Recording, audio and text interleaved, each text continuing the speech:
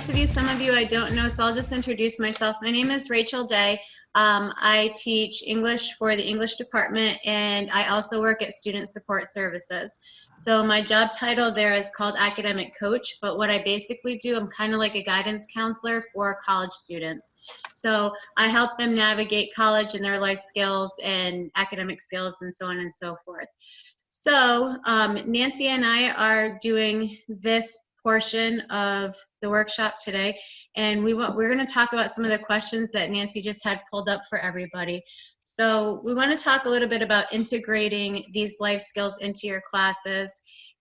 Whether you want to do it by isolation or integration, I think you have that choice. So, I mean, if you want to focus on a specific life skill without tying it directly into your course content, you have that option to do that. But before we start with all of that, so one of the questions we were thinking of is, what anxieties do you have about this requirement? So if anyone would like to share some of their anxieties about teaching life skills. Elaine? I don't have them. Yeah. I think I have some. I have a few. But I guess I'm sorry, I completely forgot about the life skills thing when I was putting it into curriculum.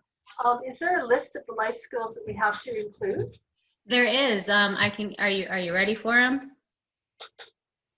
All right. So we want to talk about transition to college, planning, resilience, wellness, a sense of belonging, and then resources for personal development for college and then beyond. Are those on the Moodle site?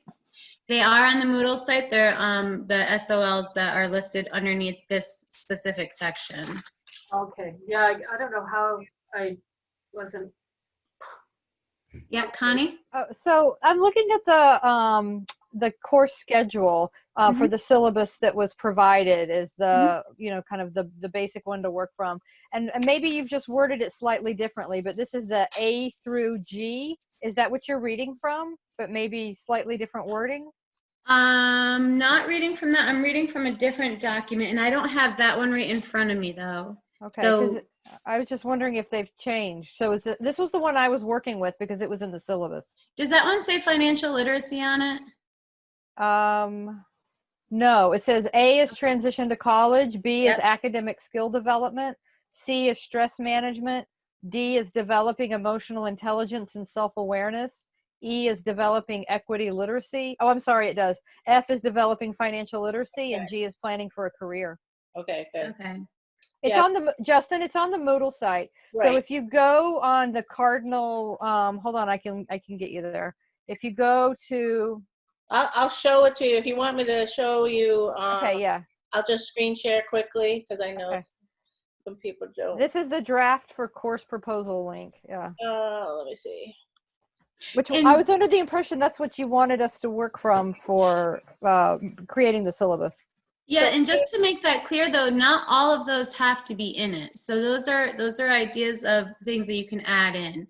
When we just had our meeting about this in the beginning of the week, you don't have to like hit every single one of them. They are important life skills to do, absolutely. But we were told that you don't have to hit every single one of them. Nancy, am I speaking out of turn, or is that? I'm just going to open this up so people can see it. So these are the A through G's, as you can see here, the life skills. So A through G are here, and then we've posted some places where you can go to find information because we knew everybody would be pretty nervous about this because we're not experts in this area, maybe. So stress management ideas. These are all OER programs or things that you can get off the web, financial literacy, and then career planning. Okay, and then do you have this tiered in any way so that we're consistent across the courses for some basic skills, and then have a more advanced or a secondary tier of things that would be nice? I think that's essential. Up to you. I think that's up to you because each course will be slightly different, and how you'll do it. Like Rachel said earlier, you can do it in isolation, like the first 5 weeks. You might want to bang this out and get it over with, or you might want to, you know, just in time kind of a thing. It depends what your topic is, you know what I mean? So if you're doing some sort of topic that, okay, you know, talking about stress management, I could personally see a course that I'm doing, I would do stress management like probably a little bit later in the semester, like maybe 5 weeks in. So that way, you know, it's just in time, and maybe it would go with my topic. So, you know, you're free to do that. That's your academic freedom. Is that list from the SLOs? That list was from, Because the SLOs are what we need to meet. right. But that was in, oh crap. Where is it? I'm looking for it too right now. Yeah. I can't remember where it was. It's out I there. mean, there's overlap, it sounds like, but it sounds like there's a little bit of difference between them too. Is that a particular instance that they're doing to try and kind of see how it could be developed and extracted out for a particular context? And then the SLOs can apply in different life skills in different places? That's kind of how I looked at it. Okay. That's how I thought of it too, because the SLOs are more general in terms of things you want students to be able to do. And then you sort of have a list of topics that you might cover for your course. And I kind of thought of the life skills as a list of topics that I might cover. I'm looking now at the CFS Foundation Seminar syllabus, sample syllabus. And in there, we have the course learning objectives, which we've been talking about and we showed in the previous blurb that I was in. And it has, you know, part of the course schedule. It says these are the common elements of all CFS courses is the transition to college, you know, A through G, all of those. So those were common elements that can be infused, or you could do it at the beginning of the course or at the end of the course, wherever you wanted to do it. So that's where we found it, and we worked on that over the summer. Ray. Like Okay. a couple summers Yeah, because ago. I mean, you remember our subcommittee the summer before last came up with Yeah. the SLOs, and so I'm just trying to figure out if that's been departed from, because when I was putting together my proposal, that's where I was basing it out of, was out of the SLOs.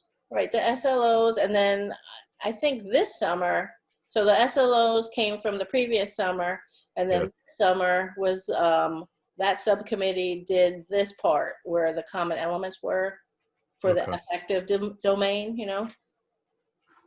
Okay. Well, what were some of the anxieties that people had about this specific requirement? Yeah, Elaine? Well, I think these are life skills they need to have. I'm just trying to think how I can smoothly put these into a course, like things like financial life skills. It really has nothing to do with what I'm teaching. So I guess it would just have to be like, you know, for a couple of lessons, have, you know, 5 minutes randomly on financial life skills. It seems a little awkward. I mean, but at the same time, there's something they should have. Mhm. And I'm just kind of nervous about how to integrate that. What's the topic, if you don't mind? Here, it's on animals in our culture. What do animals mean to us? Which animals need us? What do they mean to us? Mean to us, okay. Yeah. Well, The finances of owning a pet? Like, Oh, I mean, that's an idea, absolutely, that you could do, like owning a pet or planning for that, like planning for those expenses. okay. And it can be conversational. It doesn't necessarily have to be a testable item, you know what I mean? It doesn't have to be something that shows up on a test. It's conversational. It comes up in a class when you're talking about what do they mean to us. They mean a lot to us. How much would you spend? You could even do some sort of thing with healthcare related. Like, would you not pay your rent to give your dog or your cat whatever terrible thing might happen to them, like if they got hit by a car, God forbid, or had cancer or something, would you rather do that than pay your rent, or, you know, have a discussion on that? It could be, you know. During any economic recession, the number of animals in shelters goes up because people can't. Right. So there you go. You already got it. Oh, okay. So it can be just somewhat general like that. Right. And something even more general when it comes to financial literacy is, like, if you're talking to your students, if you have a midterm test coming up and you're talking to them about how much that test is worth grade-wise and this and that, I mean, they pay for the course. They don't really realize this. So, I mean, that's a financial literacy conversation in and of itself. So your midterm grade is going to be worth 20% of your overall grade. So how much money would you be wasting on this class if you didn't study for it? So, I mean, that's a whole conversation on financial literacy too. So it doesn't necessarily have to be specific to your course topic. I mean, it helps if it is, but you don't have to do it that way. So, and I'm coming from from an English background myself, and I'm thinking about grammar. So grammar taught in isolation, grammar taught in integration. So both of those methods work, and it depends on the student. It depends on the instruction that you're given. So I think these life skills can kind of be placed that same way. It depends how you teach. It depends what your topic is. So, I mean, if it works for you and your topic to have it in as integrated within it, great. If it doesn't, I mean, like I said, you can talk about it with the midterm and that they're wasting their time and their money. Hopefully that's not the case, but I mean, and the same thing can be said true for like emotional wellness or emotional belonging. So, I mean, any of those topics can go right within a course or out of it. So, okay, thanks. Does that make sense? It makes me feel better, yeah. Okay. But I thought I had to build like a financial skills unit. Yeah. But I guess I don't have to, so. It's kind of up to you. You know, you don't have to show them how to balance their checkbook or anything like that. Thank God. Yeah, we had questions like that before in the past, and you know, we wanted to somehow relate to your topic. If you can, you know, that's the idea. Okay. All right. Thank you. Nancy, we're anticipating 25 students per class? Correct. Okay.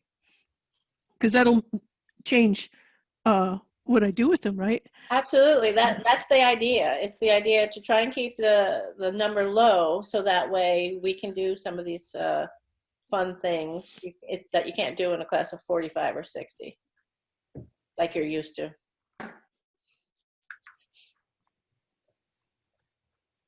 Were there any other questions? Anything that we could help with, Connie? Yeah, I just want to clarify. So there doesn't have to be actual assignments on the life skills.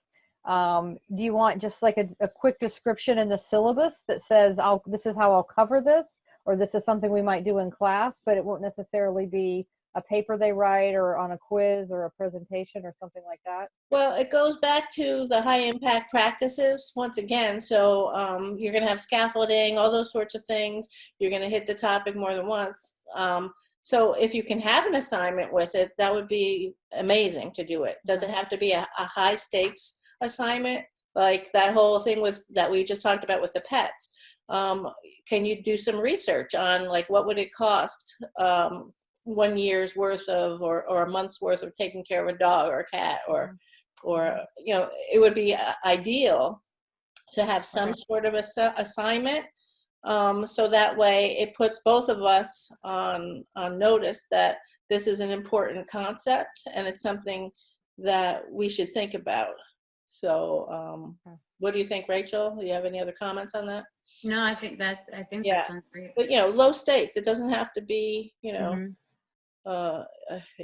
you know, write a paper, whatever you want to do. It's, you know, whatever fits into your class. But certainly it shouldn't just be superfluous. It certainly should mean something. You know, we're going right back to the high impact practices where, you know, you want it to have meaning and the rigor of the course and all that kind of stuff. And sure, we want to have fun too, but, you know, we have to do that. But great question. Thanks for asking that.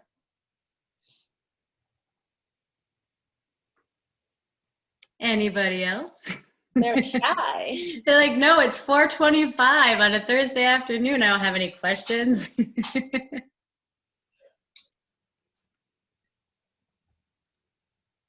All right. Well, I mean, if you do find that you have any questions while you're going through your syllabus, if there's anything that you need, I mean, I don't want to speak for Nancy, but I'm going to speak for Nancy. I mean, reach out and ask for assistance. We're happy to help. So.